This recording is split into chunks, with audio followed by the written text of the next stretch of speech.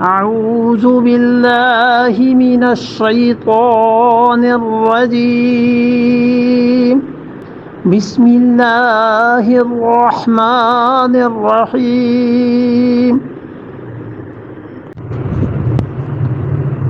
قل إني نهيت أن أعبد الذين تدعون من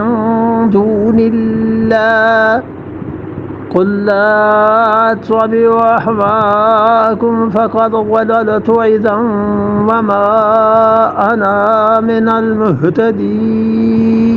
اللہ نے کہا نہیں دلیل کوئی سمجھ میں آتی، انہیں کہیے قل انی نہیت ان اعبد الذین، مجھے منع کر دیا گیا ہے، یعنی اللہ نے مجھے منع کر دیا ہے کہ ان اعبد، کہ میں عبادت کروں، میں پوجوں، الذین تدعون من دون اللہ، ان کو جن کو تم پوجتے ہو اللہ کے علاوہ، ان کی عبادت کروں، مجھے مالک نے منع کر دیا۔ اور یہ چوتھا طریقہ ہے تعلیم دینے کا، کہ تعلیم اس طرح بھی دی جائے، یعنی انہیں کہا جائے، آگے آ رہی ہیں تعلیم کی چیزیں، یہاں پر یہ چوتھا طریقہ بتا دیا کہ انہیں مشرکین مکہ کو ایسے بھی تعلیم دیں اور انہیں کہیں مجھے روک دیا گیا ہے اس چیز سے کہ میں اللہ کے علاوہ کسی اور کی عبادت کروں، اور قل لا اتبع، اور یہ بھی ایک پانچواں طریقہ آ گیا نا تعلیم کا، آپ یہ بھی فرما دیجئے کہ لا اتبع، میں ہرگز پیروی نہیں کروں گا، اہواءکم، تمہاری خواہشات، میں قطعاً تمہاری خواہشات کے پیچھے چلنے والا نہیں ہوں۔ اہوا کا مطلب یہ یاد رکھو، حقیقت میں وحی کے مقابلے میں جتنی بھی چیزیں ہیں نا یہ اہوا ہی ہیں، وحی کے رد میں جتنی بھی چیزیں آتی ہیں نا یہ سب خواہشات ہی، یہ ازم، کمیونزم اور سوشلزم اور پتہ نہیں کیا کیا ازم جتنے ہیں، جن کے رد وحی پر جا کر جن کی زد پڑتی ہے نا انبیاء علیہ السلام کے طریقے پہ اور نبوت پہ، یہ سب لوگوں کی خواہشات ہیں اپنی، کوئی فلسفہ پیش کر رہا ہے، کوئی تھیوری پیش کر رہا ہے، کوئی چیز پیش کر رہا ہے، اور ان کے فلسفے وقت کے ساتھ ساتھ پھر باطل قرار پا جاتے ہیں۔ فلسفہ پیش ہو گیا کہ انسانوں کی آبادی بڑھ رہی ہے، اور انگلینڈ میں 18ویں صدی کے آخر پہ یہ فلسفہ آیا، انہوں نے کہا آبادیاں بڑھ رہی ہیں انسانوں کی، اور آبادیاں بڑھ رہی ہیں 1 2 4 8 16 32 64 ایسے، اور چیزیں پیدا ہو رہی ہیں 1 2 3 4 5 6 ایسے۔ میتھمیٹکس کے دونوں اصول ہیں نا۔ فلسفہ یہ اس نے پیش کیا کہ اس طرح تو یہ کیا ہوگا کہ انسانی آبادیاں بڑھ جائیں گی اور خوراک ختم ہو جائے گی، تو لہذا اولادیں ہونی ہی نہیں چاہیے، منصوبہ بندی کر لو۔ چل پڑا یہ سسٹم۔ ہم بالکل اس پہ بات نہیں کر رہے کہ منصوبہ بندی جائز ہے ناجائز ہے، وہ الگ ایک مسئلہ ہے، اس سے ہٹ کے ایک فلسفے کی بات کر رہے ہیں کہ انہوں نے اس فلسفے کو رائج کیا، اور انہیں بالکل فلسفی کو اندازہ نہیں تھا بے وقوف کو کہ میں جو پوری دنیا کی پلاننگ کرنے کے لیے چلا ہوں اور وہی کے مقابلے میں چلا ہوں، اور اللہ نے طے کیا ہے کہ جب تک یہ کائنات آباد رہے گی خدا رزق دیتا رہے گا لوگوں کو۔ اس نے کہا اس طرح تو 100 سال کے اندر اس کے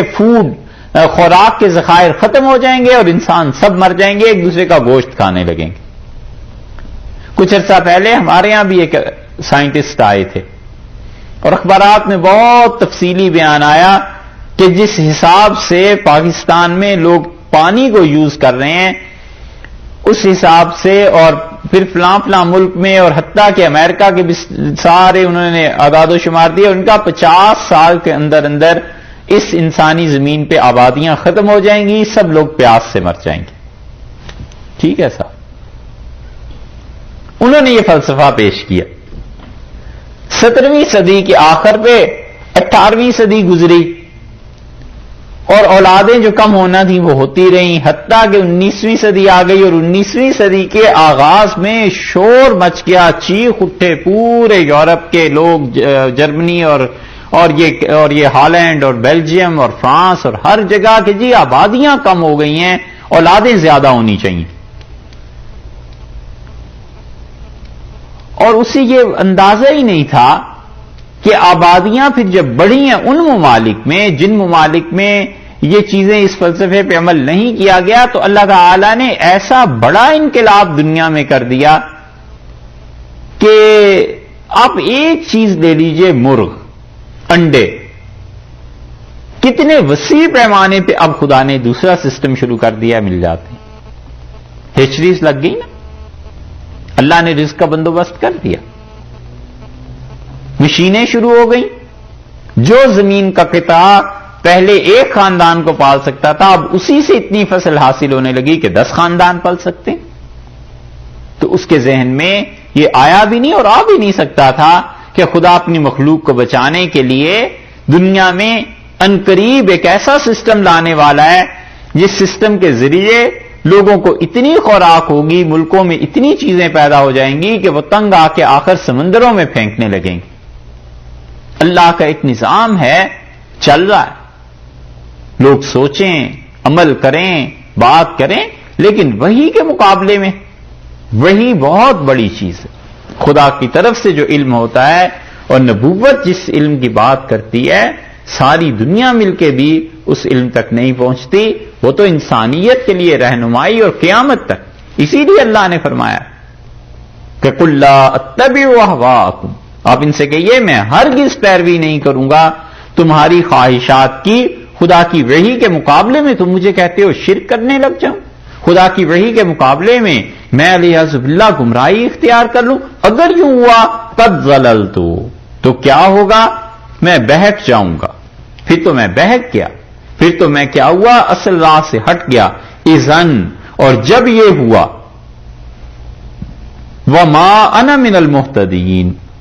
میں راہ پانے والوں میں سے نہیں رہوں گا، میں سیدھی راہ پہ چلنے والوں میں سے نہیں رہوں گا. میری تو راہ خود گم ہو جائے گی اگر میں نے تمہاری پیروی کر دی. اس لیے میں شرک کر ہی نہیں سکتا. تمہاری سمجھ میں آتا ہے یا نہیں آتا، مجھے تو اللہ نے روک دیا ہے، اس نے منع کر دیا ہے کہ ہرگز ان کی راہ اختیار نہیں کرنی.